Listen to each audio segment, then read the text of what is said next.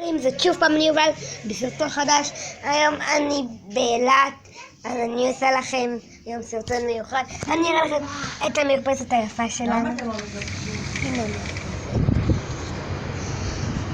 גם עשיתי רסטה יפה אתמול בלילה. אתמול רק הגעתי, כן, אבל לא טסתי. אז בואו נמשיך בסרטון. בגלל שאנחנו גם בסוויטה, אז יש לי גם ג'קוזי בחוץ. עכשיו אני מראה לכם אותו. אוקיי, אז הנה הג'קוזי. יש בתוכו מים כבר. ג'קוזי בחוץ. וואי, הנה רואים את הים. כן. אז אני יוצאת. בואנה. עוד שנייה אנחנו ניכנס. והנה המיטה פה, והנה הספה, היא נפתחת כמו זה. גם זה נפתח וגם זה נפתח.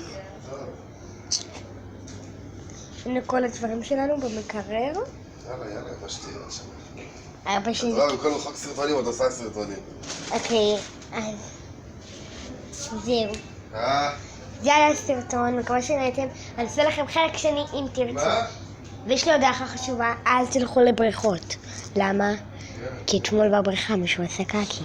ביי.